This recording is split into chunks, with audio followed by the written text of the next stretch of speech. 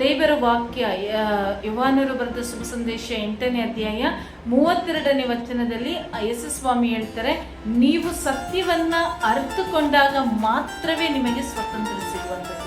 ನಾವು ಸತ್ಯವನ್ನ ಅರಿತುಕೊಂಡಾಗ ನಮಗೆ ಸ್ವತಂತ್ರ ಸಿಗ್ತದೆ. ಯಾವುದರಿಂದ ಸ್ವತಂತ್ರ? ಪ್ರತಿಯೊಂದು ಕಾರ್ಯಗಳಿಂದಲೂ ಕೂಡ ನಮಗೆ ಬಿಡುಗಡೆ, ನಮಗೆ ಸ್ವತಂತ್ರ ಸಿಗ್ತದೆ. ಯಾವಾಗ ಸತ್ಯವಾದಂಥ ಯೇಸುವನ್ನ ಅರ್ಥಕೋಬೇಕು. ಸತ್ಯ ಅಂತ ಹೇಳಿದ್ರೇನೆ ಯೇಸು, ಯೇಸು ಅಂತ ಹೇಳಿದ್ರೇನೆ ಸತ್ಯ. ಯಾವಾಗ ಯೇಸುವನ್ನ ಅರ್ಥಕೊಳ್ಳಿಕ್ಕೆ ನಾವು ಪ್ರಯತ್ನ ಪಡ್ತೀವಿ, ಯೇಸುವನ್ನ ಅರ್ಥಕೊಳ್ಳಿಕ್ಕೆ ಮುಂದಾಗ್ತೇವೋ, ಆಗ ನಮಗೆ ಪ್ರತಿಯೊಂದರಲ್ಲೂ ಒಂದಾದ ಮೇಲೆ ಒಂದು ನಮ್ಮ ಎಲ್ಲ ಕಾರ್ಯಗಳಿಂದ ಬಿಡುಗಡೆ ಸಿಗ್ತದೆ. ನಾವು ಪಾಪ ಮಾಡುವವರಾಗಿದ್ದರೆ ಪಾಪವನ್ನು ಬಿಟ್ಟುಬಿಡ್ತೀವಿ, ದ್ವೇಷ ಮಾಡುವವರಾಗಿದ್ದರೆ ದ್ವೇಷವನ್ನು ಬಿಟ್ಟುಬಿಡ್ತೀವಿ, ಹೊಟ್ಟೆ ಕಿಚ್ಚು ಪಡುವವರಾಗಿದ್ದರೆ ಹೊಟ್ಟೆ ಕಿಚ್ಚು ಪಡೋದನ್ನು ಬಿಡ್ತೀವಿ, ನೋವನ್ನು ಅನುಭವಿಸುವವರಾದ್ರೆ ಆ ನೋವನ್ನು ಬಿಟ್ಬಿಡ್ತೀವಿ.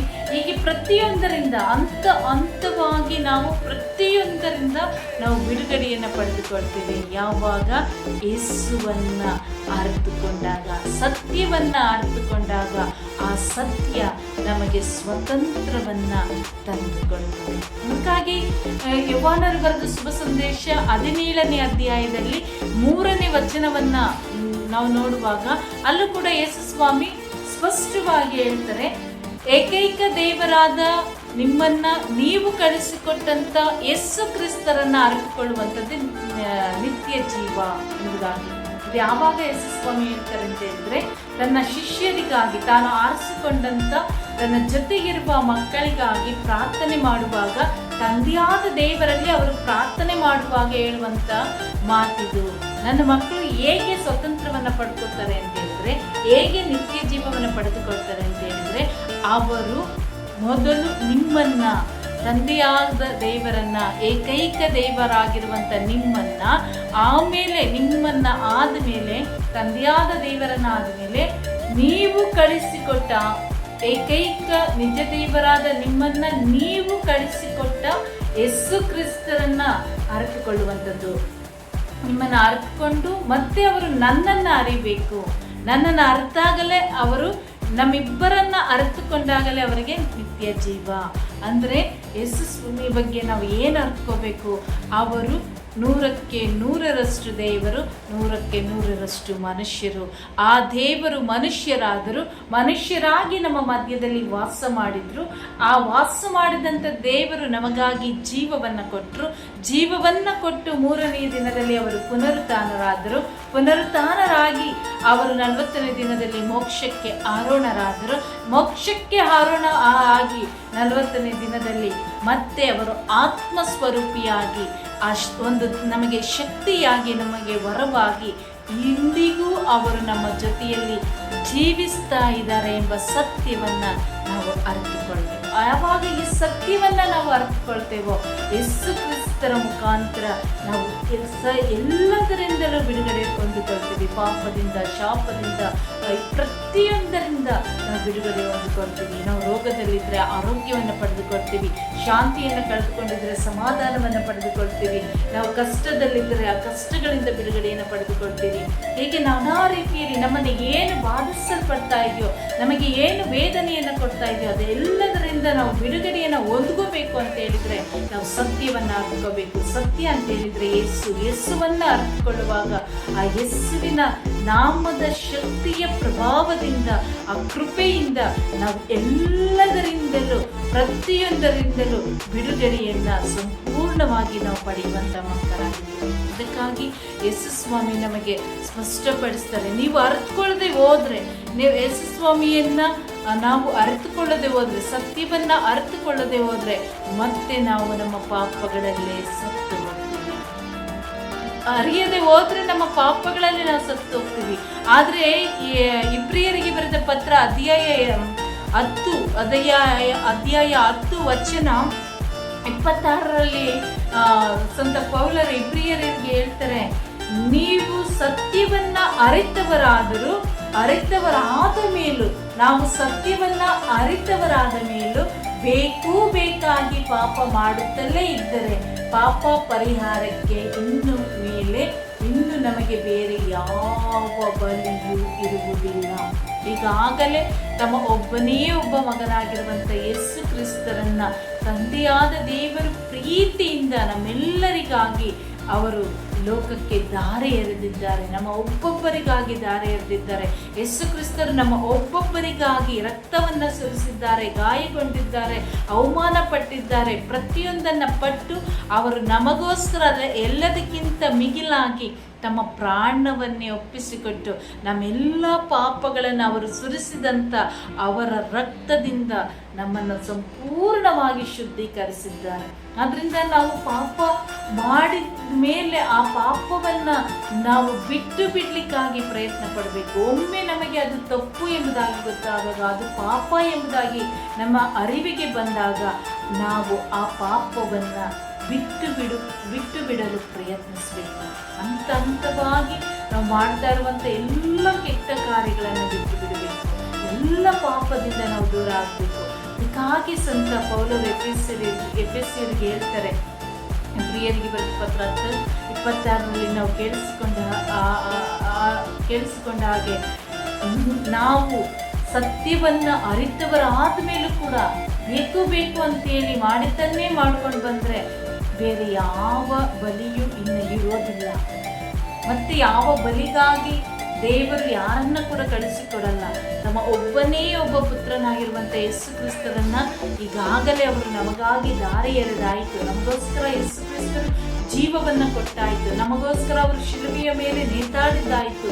ಅವರು ಸತ್ತು ಮಣ್ಣಲ್ಲಿ ಮಣ್ಣಾಗಿ ಮತ್ತೆ 3ನೆಯ ದಿನದಲ್ಲಿ ಅವರು ಮತ್ತೆ ಜೀವಂತರಾಗಿ ಅವರು ಎದ್ದು ಬಂದಾಯಿತು. ಬೇರೆ ಯಾವ ಬಲಿಯೂ ಕೂಡ ನಮಗಾಗಿ, ನಮ್ಮ ಪಾಪಗಳಿಗಾಗಿ ಮತ್ತೆ ಕೊಡಲಿಕ್ಕೆ ಯಾವ ಬಲಿಯೂ ಕೂಡ ಇಲ್ಲ. ಈ ಸತ್ಯವನ್ನು ನಾವು ಅರ್ಥಕೋಬೇಕು. ಯೇಸು ನಮಗೋಸ್ಕರ ಈ ಲೋಕಕ್ಕೆ ಬಂದು ಅವರು ಮಾಡಿದಂಥ ಕಾರ್ಯಗಳನ್ನು ನಾವು ಅರ್ಥಕೊಂಡು, ನನ್ನನ್ನು ಸೃಷ್ಟಿ ಮಾಡಿದಂಥ ದೇವರು, ನನ್ನನ್ನು ಮಣ್ಣಿನಿಂದ ಸೃಷ್ಟಿ ಮಾಡಿದಂಥ ದೇವರು, ತಾಯಿಯ ಗರ್ಭದಲ್ಲೇ ನನ್ನನ್ನು ರೂಪುಗೊಳಿಸಿದಂಥ ದೇವರು ನನಗಾಗಿ ಜೀವವನ್ನೇ ಕೊಟ್ಟಾದ ಮೇಲೆ ಮತ್ತೆ ಯಾವುದರಿಂದ ನಮ್ಮನ್ನು ಕಾಪಾಡಲಿಕ್ಕೆ ಅವರು ಸಾಧ್ಯ? ಅವರನ್ನೇ ಕೊಟ್ಟುಬಿಟ್ರು ನಮ್ಮನ್ನು ಕಾಪಾಡಲಿಕ್ಕಾಗಿ, ನಮ್ಮನ್ನು ರಕ್ಷಣೆ ಮಾಡಲಿಕ್ಕಾಗಿ. ಈ ಸತ್ಯವನ್ನು ನಾವು ಅರಿತುಕೊಂಡು ಈ ಲೋಕದಲ್ಲಿ ನಾವು ಜೀವಿಸಬೇಕು. ಅದಕ್ಕಾಗಿ ಯಾಕೋಬನ ಗ್ರಂಥದಲ್ಲಿ 1ನೇ ಅಧ್ಯಾಯದಲ್ಲಿ 5ನೇ ವಚನದಲ್ಲಿ ಸಂತ ಯಾಕೋಬರು ಕೂಡ ಹೇಳ್ತಾರೆ, ಈ ಸತ್ಯವನ್ನು ಅರಿತುಕೊಳ್ಳಕ್ಕೆ ಜ್ಞಾನ ಬೇಕು. ನೀವು ಜ್ಞಾನಹೀನರಾಗಿದ್ದರೆ, ನೀವು ಬುದ್ಧಿಹೀನರಾಗಿದ್ದರೆ, ನಿಮ್ಮಲ್ಲಿ ಜ್ಞಾನದ ಕೊರತೆ ಇದ್ದರೆ, ನೀವು ಅವಿವೇಕಿಗಳಾಗಿದ್ದರೆ, ನೀವು ಆ ಜ್ಞಾನ ಸಂಪನ್ನರಾಗುವುದಕ್ಕೆ, ಆ ವಿವೇಕವೆಂಬ ಸಂಪತ್ತನ್ನು ನೀವು ಪಡೆದುಕೊಳ್ಳಬೇಕಾದ್ರೆ ನೀವು ದೇವರಲ್ಲಿ ಪ್ರಾರ್ಥನೆ ಮಾಡಿ, ದೇವರ ಮುಂದೆ ಮೊರೆ ಇಡ್ರಿ. ಆ ಜ್ಞಾನಕ್ಕಾಗಿ, ಈ ಸತ್ಯವನ್ನು ಅರಿತುಕೊಳ್ಳಲು ಬೇಕಾದಂಥ ಜ್ಞಾನಕ್ಕಾಗಿ ದೇವರಲ್ಲಿ ನಾವು ಪ್ರಾರ್ಥನೆ ಮಾಡಿ ಮೊರೆ ಇಡುವಾಗ ದೇವರು ಆ ವಿವೇಕದಾಯಕ ಆತ್ಮರನ್ನು ನಮಗೆ ಕೊಡುವವರಾಗಿದ್ದಾರೆ. ಆ ವಿವೇಕವನ್ನು ಯಾವಾಗ ನಾವು ಪಡೆದುಕೊಳ್ಳುತ್ತೇವೋ, ಆ ಜ್ಞಾನವನ್ನು ಯಾವಾಗ ನಾವು ಪಡೆದುಕೊಳ್ಳುತ್ತೇವೋ ಆಗ ನಾವು ಯೇಸು ಕ್ರಿಸ್ತರನ್ನು ಅರಿತುಕೊಳ್ತೇವೆ. ಯಾವಾಗ ನಾವು ಯೇಸು ಕ್ರಿಸ್ತರನ್ನು ಅರಿತುಕೊಳ್ತೇವೋ ಆಗ ನಾವು ಸ್ವತಂತ್ರವನ್ನು ಪಡೆದುಕೊಳ್ಳುತ್ತೇವೆ. ಯಾವಾಗ ನಾವು ಸ್ವತಂತ್ರ ಪಡೆದುಕೊಳ್ಳಲಿಕ್ಕೆ ಸಿದ್ಧರಾಗ್ತೇವೋ ಆಗ ನಾವು ನಿತ್ಯ ಜೀವದ ಆ ಒಂದು ಕೃಪೆಯನ್ನು ನಾವು ಪಡೆದುಕೊಳ್ತೇವೆ, ಅನುಭವವನ್ನು ನಾವು ಪಡೆದುಕೊಳ್ತೇವೆ. ಅದಕ್ಕಾಗಿ ಪ್ರೇಷಿತರ ಕಾರ್ಯಕಲಾಪ 4ನೇ ಅಧ್ಯಾಯ 12ನೇ ವಚನದಲ್ಲಿ ನಾವು ನೋಡ್ತೇವೆ, ಯಾವಾಗ ಸ್ವರ್ಗದ ಆ ಜ್ಞಾನದಲ್ಲಿ ವಿವೇಕವುಳ್ಳವರಾಗಿ ಆ ಜ್ಞಾನದ ಶಕ್ತಿಯನ್ನು ನಾವು ಪಡೆದುಕೊಂಡ ಮೇಲೆ ನಮಗೊಂದು ಸತ್ಯ ಅರ್ಥ ಆಗುತ್ತೆ. ಏನು ಅಂತ ಹೇಳಿದರೆ, ಈ ಲೋಕದಲ್ಲಿ 300 ಮುಕ್ಕೋಟಿ ದೇವರುಗಳಿದ್ದರೂ ಅವರಿಂದ ಮಾಡಲು ಆಗದೇ ಇರುವಂಥ ಎಲ್ಲ ಕಾರ್ಯಗಳನ್ನು ಮಾಡಲು ಶಕ್ತನಾದ ಒಬ್ಬನೇ ದೇವರಿದ್ದಾರೆ, ಅವರೇ ಯೇಸು ಕ್ರಿಸ್ತ. ಯಾರಿಂದಲೂ ಕೂಡ ಮಾಡಲು ಆಗದೇ ಇರುವಂಥ ಕಾರ್ಯವನ್ನು ದೇವರು ಮಾಡ್ತಾರೆ. ಅದನ್ನೇ ನಾವು ಪ್ರೇಷಿತರ ಕಾರ್ಯಕಲಾಪ 4ನೇ ಅಧ್ಯಾಯ 12ನೇ ವಚನದಲ್ಲಿ ನೋಡ್ತೇವೆ. ಇವರಿಂದಲ್ಲದೆ ಬೇರೆ ಯಾರಿಂದಲೂ ನಮಗೆ ಜೀವೋದ್ಧಾರ ಇಲ್ಲ, ಬೇರೆ ಯಾವ ನಾಮದಿಂದಲೂ ಕೂಡ ನಾವು ಜೀವೋದ್ಧಾರ ಹೊಂದಲಿಕ್ಕೆ ಸಾಧ್ಯನೂ ಇಲ್ಲ, ಹೊಂದುವಂತೆಯೂ ಇಲ್ಲ. ಯೇಸುವಿನಿಂದ ಮಾತ್ರ, ಯೇಸುವಿನ ನಾಮದಿಂದ ಮಾತ್ರ, ಯೇಸುವಿನ ನಾಮದ ಶಕ್ತಿಯಿಂದ ಮಾತ್ರವೇ ನಾವು ಎಲ್ಲವನ್ನು ಪಡೆದುಕೊಳ್ಳಲಿಕ್ಕೆ ಸಾಧ್ಯ. ಅದನ್ನೇ ಸತ್ಯ. ಈ ಸತ್ಯವನ್ನು ನಾವು ಅರ್ಥಬೇಕು. ಏನೇನೋ ಮಾಡ್ಲಿಕ್ಕೆ ಹೋಗ್ತೀವಿ, ಏನೇನೋ ನಮ್ಮ ಜೀವಿತದಲ್ಲಿ ಏನೋ ಒಂದು ಕಾರ್ಯ ಆಗಲಿಲ್ಲ, ಆಗ ದೇವರನ್ನ ದೂಷಣೆ ಮಾಡಿ ಇನ್ನೊಂದು ದೇವರ ಬಳಿಗೆ ಹೋಗ್ತೀವಿ, ಅಥವಾ ಇನ್ನೊಬ್ಬ ಮಂತ್ರವಾದಿಗಳ ಬಳಿಗೋ, ಮಾಟ ಮಂತ್ರ ಮಾಡುವವರ ಬಳಿಗೋ, ಬೇರೆ ಎಲ್ಲೆಲ್ಲ ಓಡಿ ಓಡಿ ಓಡಿ ಆಯಾಸಗೊಳ್ತೀವಿ. ಮತ್ತೆ ನಮಗೆ ಸಿಗುವಂಥದ್ದು ನಿರಾಶೆ. ಆ ನಿರಾಶೆಯಲ್ಲಿ ಕೂಡ ಕೊನೆಗೆ ನಾವು ಮಾಡಿದಂಥ ತಪ್ಪಿಗೆ ಪ್ರಾಯಶ್ಚಿತ್ತಪಟ್ಟು ಪಶ್ಚಾತ್ತಾಪಪಟ್ಟು ಮತ್ತೆ ನಾವು ದೇವರಲ್ಲಿ ತಪ್ಪನ್ನು ಒಪ್ಪಿಕೊಡುವಾಗ ಮತ್ತೆ ಅದೇ ದೇವರು ನಮ್ಮನ್ನು ಕೈ ಹಿಡಿಯುವವರಾಗಿದ್ದಾರೆ, ನಮ್ಮನ್ನು ಕ್ಷಮಿಸುವವರಾಗಿದ್ದಾರೆ.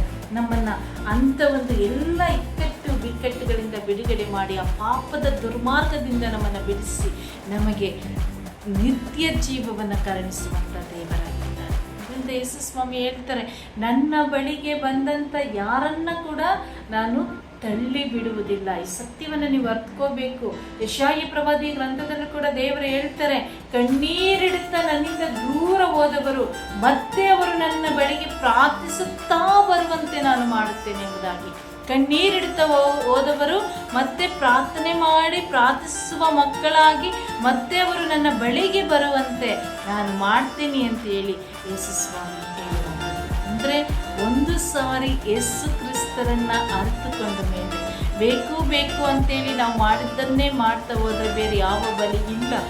ಈ ಸತ್ಯವನ್ನು ಅರ್ಥಕೊಂಡು ಯಾವಾಗ ಯೇಸುವಿನಲ್ಲಿ ಪರಿಪೂರ್ಣವಾದಂಥ ನಂಬಿಕೆಯನ್ನು ವಿಶ್ವಾಸವನ್ನು ಇಟ್ಟು ಯೇಸು ಕ್ರಿಸ್ತರಿಗಾಗಿ ನಾವು ಜೀವಿಸಲಿಕ್ಕೆ ಮುಂದಾಗ್ತೇವೋ ಆಗ ದೇವರು ನಮಗೆ ನಮ್ಮನ್ನು ಸ್ವತಂತ್ರಗೊಳಿಸಿ ನಮ್ಮನ್ನು ಸಕಲ ಕೇಡುಗಳಿಂದ, ಸಕಲ ಆಪತ್ತು ವಿಪತ್ತುಗಳಿಂದ, ಎಲ್ಲ ರೀತಿಯ ಬಂಧನಗಳಿಂದ ನಮ್ಮನ್ನು ಬಿಡುಗಡೆಗೊಳಿಸಿ ಮುಕ್ತಗೊಳಿಸಿ ನಮ್ಮನ್ನು ಕಾದು ಕಾಪಾಡುವಂಥ ದೇವರಾಗಿದ್ದಾರೆ. ಅದರಿಂದ ನಾವು ಪ್ರತಿ ಕ್ಷಣದಲ್ಲೂ ಕೂಡ ಯೋಚನೆ ಮಾಡಬೇಕು. ನಾವು ಮಾಡುವಂಥ ಒಂದೊಂದು ಕಾರ್ಯಗಳಲ್ಲೂ ಕೂಡ ನಾವು ಏನು ಮಾಡ್ತಾ ಇದ್ದೀವಿ ಎಂಬುದನ್ನು ನಾವು ಮನಗಾಣಬೇಕು. ನಾವು ಸತ್ಯವನ್ನು ಕಂಡುಕೊಳ್ಬೇಕು. ಯಾವುದು ಸರಿಯಾದದ್ದು, ಯಾವುದು ಮಾನ್ಯವಾದದ್ದು, ಯಾವುದು ಉತ್ಕೃಷ್ಟವಾದದ್ದು, ಯಾವುದು ಉನ್ನತವಾದದ್ದು, ಇದರ ಬಗ್ಗೆ ನಾವು ಯೋಚನೆ ಮಾಡಿ ನಾವು ಪವಿತ್ರಾತ್ಮರ ಜ್ಞಾನದಿಂದ ನಾವು ಮುಂದುವರಿಬೇಕು, ನಾವು ಜೀವಿಸಬೇಕು. ಆಗ ಮಾತ್ರವೇ ನಾವು ಯೇಸು ಕ್ರಿಸ್ತರನ್ನು ಅರ್ಥಕೊಳ್ಳಲಿಕ್ಕೆ ಸಾಧ್ಯ. ಯೇಸು ಕ್ರಿಸ್ತರನ್ನು ನಾವು ಅರ್ಥಕೋಬೇಕು ಅಂತ ಹೇಳಿದರೆ ನಮಗೆ ಪವಿತ್ರಾತ್ಮರ ಅವಶ್ಯಕತೆ, ಪವಿತ್ರಾತ್ಮರ ಬೇಕೇ ಬೇಕು. ನಮ್ಮ ಸ್ವಂತ ಈ ಲೋಕದ ಜ್ಞಾನದಿಂದ ನಾವು ಏನನ್ನ ಕೂಡ ಮಾಡಲಿಕ್ಕೆ ಆಗಲ್ಲ. ಯಾವಾಗ ಯೇಸು ಕ್ರಿಸ್ತರಲ್ಲಿ ನಾವು ಒಂದಾಗ್ತೇವೆ, ಯಾವಾಗ ಯೇಸು ಕ್ರಿಸ್ತರನ್ನು ನಾವು ಅರ್ಥಕೊಳ್ತೇವೆ, ಯಾವಾಗ ಯೇಸು ಕ್ರಿಸ್ತನ ಆ ಪ್ರೀತಿಯಲ್ಲಿ ನೆಲೆಗೊಳ್ತೇವೆ, ಆಗ ಮಾತ್ರವೇ ನಮ್ಮ ಜೀವಿತಗಳು ಮಾರ್ಪಡುತ್ತವೆ. ಆಗ ನಮ್ಮಲ್ಲಿರುವಂಥ ಎಲ್ಲ ಕೆಟ್ಟವುಗಳನ್ನು ತೆಗೆದುಹಾಕಿ ಒಳ್ಳೆಯವುಗಳಿಂದ ನಮ್ಮನ್ನು ತುಂಬಿಸುವಂಥ ದೇವರಾಗಿದ್ದಾರೆ. ಅದನ್ನು ನಾವು 2 ಕೊರಿಂಥಿಯರಿಗೆ ಬರೆದ ಪತ್ರ 5ನೇ ಅಧ್ಯಾಯ 17ನೇ ವಚನವನ್ನು ನೋಡುವಾಗ ಅಲ್ಲೂ ಕೂಡ ಸಂತ ಪೌಲರು ತುಂಬ ಚೆನ್ನಾಗಿ ಹೇಳ್ತಾರೆ, ಯಾರಾದರೂ ಯೇಸು ಕ್ರಿಸ್ತರೊಡನೆ ಒಂದಾಗಿ ಬಿಟ್ಟರೆ ಅವರು ನೂತನ ಸೃಷ್ಟಿಗಳಾಗ್ತಾರೆ.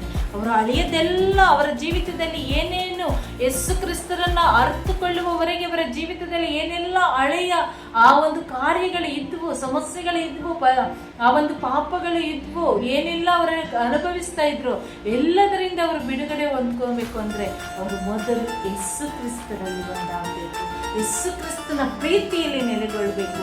ಯಾವಾಗ ಯೇಸು ಕ್ರಿಸ್ತರ ಪ್ರೀತಿಯಲ್ಲಿ ನೆಲೆಗೊಂಡು ಯೇಸುವನ್ನು ಅರ್ಥಕೊಳ್ಳಲಿಕ್ಕೆ ನಾವು ಮುಂದಾಗುತ್ತೇವೋ ಆಗ ನಮ್ಮ ಹಳೆಯ ಜೀವಿತವನ್ನೆಲ್ಲ ಹೊಸದಾಗಿ ಮಾರ್ಪಡಿಸಲು ನಮ್ಮ ದೇವರ ಶಕ್ತಿ. ಹಾಗಾಗಿ ದೇವರ ವಾಕ್ಯದಲ್ಲಿ ನಾವು ನೋಡುವಾಗ ದೇವರ ವಾಕ್ಯ ಹೇಳ್ತದೆ, ಯಾರಾದರೂ ಯೇಸು ಕ್ರಿಸ್ತರೊಡನೆ ಒಂದಾದರೆ ಅವರು ನೂತನ ಸೃಷ್ಟಿಯಾಗುತ್ತಾರೆ, ಹಳೆಯದೆಲ್ಲ ಅಳಿದು ಹೋಗ್ತದೆ, ಹೊಸದಿದ್ದು ಜನ್ಮ ತಳೆಯುತ್ತದೆ ಎಂಬುದಾಗಿ ಹೊಸ ವ್ಯಕ್ತಿಗಳಾಗಿ ನಾವು ಮಾರ್ಪಡ್ತೀವಿ. ನಮ್ಮನ್ನು ನೋಡುವವರು ಕೂಡ ಹೇಳ್ತಾರೆ, ಇವರೇನಾ ಅವರು ಎಂಬುದಾಗಿ. ಅಷ್ಟರ ಮಟ್ಟಿಗೆ ನಮ್ಮನ್ನು ದೇವರು ಅವರೊಂದಿಗೆ ಒಂದಾಗುವಾಗ ನಮ್ಮನ್ನು ಮಾರ್ಪಡಿಸುವಂಥ ದೇವರಾಗಿದ್ದಾರೆ.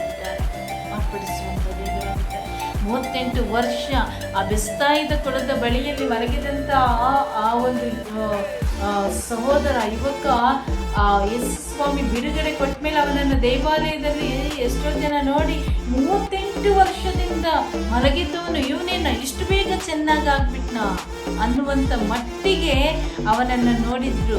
ಅದೇ ಹೊಸತು. ನಮ್ಮ ಹಳೆ ಜೀವಿತಗಳೆಲ್ಲ ಮಾರ್ಪಡ್ತವೆ, ಎಲ್ಲವೂ ಕೂಡ ನಮ್ಮಿಂದ ಬಿಟ್ಟು ಹೋಗ್ತದೆ. ಯಾವಾಗ ಯೇಸು ಕ್ರಿಸ್ತರಲ್ಲಿ ನಾವು ಒಂದಾಗುವಾಗ, ಯೇಸು ಕ್ರಿಸ್ತರ ಪ್ರೀತಿಯಲ್ಲಿ ನಾವು ನೆಲೆಗೊಳ್ಳುವಾಗ, ಕ್ರಿಸ್ತನ ಕೃಪೆಯಲ್ಲಿ ನಾವು ಪಾಲುಗಾರರಾಗುವಾಗ, ಅವರನ್ನು ಅರಿತುಕೊಳ್ಳುವಾಗ, ಅವರ ಅಭಿಷೇಕದಲ್ಲಿ ನಾವು ತುಂಬಲ್ಪಡುವಾಗ, ಕ್ರಿಸ್ತನ ಆ ಒಂದು ಮೌಲ್ಯವನ್ನು ನಾವು ಅರಿತುಕೊಂಡು ಜೀವಿಸಲಿಕ್ಕೆ ಪ್ರಯತ್ನ ಪಟ್ಟಾಗ ಮಾತ್ರವೇ ನಾವು ಅದರಿಂದ ಬಿಡುಗಡೆ ಹೊಂದಲಿಕ್ಕೆ ಸಾಧ್ಯ. ಹಾಗಾಗಿ ಯೇಸು ಸ್ವಾಮಿ ಹೇಳಿದ್ರು, ನೀವು ಸತ್ಯವನ್ನು ಅರಿತುಕೊಳ್ಳ್ರಿ. ಎಷ್ಟು ದಿನ ಅಂತೇಳಿ ಹೀಗೆ ಇರ್ತೀರಿ, ಹಳೆಯ ಜೀವಿತದಲ್ಲೇ ಇರ್ತೀರಿ, ಸೋತನೇ ಇರ್ತೀರಿ, ದುಃಖದಲ್ಲೇ ಇರ್ತೀರಿ, ರೋಗದಲ್ಲೇ ಇರ್ತೀರಿ, ಬಾಧೆಯನ್ನೇ ಪಡ್ತಾ ಇರ್ತೀರಿ. ಯೇಸು ಕ್ರಿಸ್ತರನ್ನು ಅರಿತುಕೊಳ್ಳ್ರಿ. ಸಂಪೂರ್ಣವಾದಂಥ ನಂಬಿಕೆಯನ್ನು ಆತನಲ್ಲಿರ್ರಿ. ಸಂಪೂರ್ಣವಾದ ಭರವಸೆ ನಿನ್ನ ದೇವರಲ್ಲಿ ಇರಲಿ. ಅತಿಯಾದ ವಿಶ್ವಾಸ ನಿನ್ನ ದೇವರಲ್ಲಿರಲಿ. ವಿಶ್ವಾಸದಲ್ಲಿ ಕೊರತೆ ಆಗದಂತೆ ನೀನು ನೋಡಿಕೊ.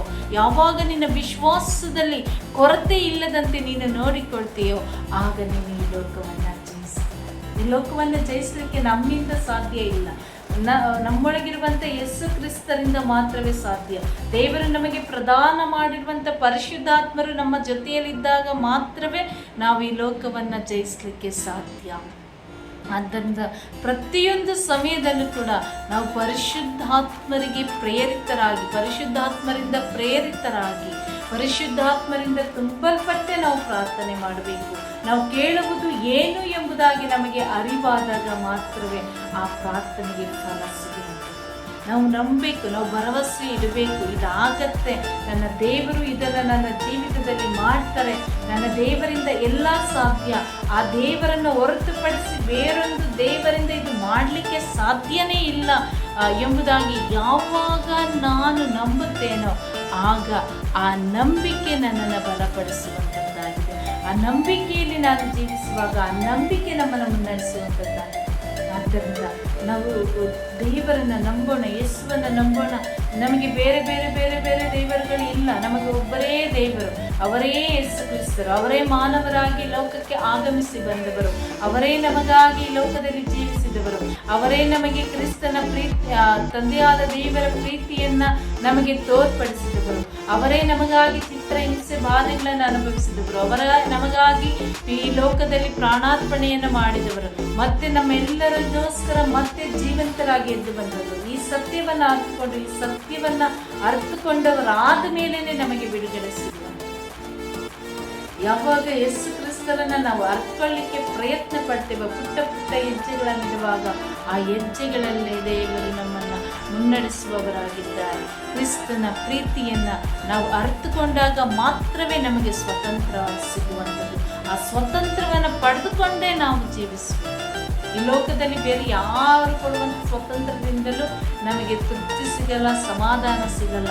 ಅದು ಆ ಸ್ವತಂತ್ರ ಯೇಸು ಕ್ರಿಸ್ತರಿಂದ ಬಂದಾಗ ಮಾತ್ರವೇ ನಮ್ಮನ್ನು ಯಾರು ಕೂಡ ಆ ಒಂದು ಸ್ವತಂತ್ರದಿಂದ ನಮ್ಮಲ್ಲಿರುವಂಥ ಸ್ವತಂತ್ರನ ಕಿತ್ಕೊಳ್ಳಿಕ್ಕಾಗಲ್ಲ. ಅದಕ್ಕೆ ತುಂಬ ಚೆನ್ನಾಗಿ ಸಂತ ಪೌಲರು ಹೇಳ್ತಾರೆ, ಕ್ರಿಸ್ತನ ಪ್ರೀತಿಯಿಂದ ನನ್ನನ್ನು ಬೇರ್ಪಡಿಸಲಿಕ್ಕೆ ಯಾರ ಕೈಯಿಂದಲೂ ಸಾಧ್ಯ ಇಲ್ಲ. ಯಾಕೆ ಅಂತ ಹೇಳಿದ್ರೆ ಕ್ರಿಸ್ತನನ್ನು ಅರ್ಥಕೊಂಡ್ಬಿಟ್ಟಿದ್ದೀನಿ, ಕ್ರಿಸ್ತನ ಆ ಸತ್ಯವನ್ನು ನಾನು ಅರ್ಥಕೊಂಡಿದ್ದೀನಿ, ಕ್ರಿಸ್ತನನ್ನು ನನ್ನ ಸ್ವಂತ ರಕ್ಷಕನಾಗಿ ನಾನು ಸ್ವೀಕರಿಸಿದ್ದೀನಿ, ಕ್ರಿಸ್ತನ ಮೌಲ್ಯಗಳನ್ನು ನಾನು ಅರ್ಥಕೊಂಡಿದ್ದೀನಿ.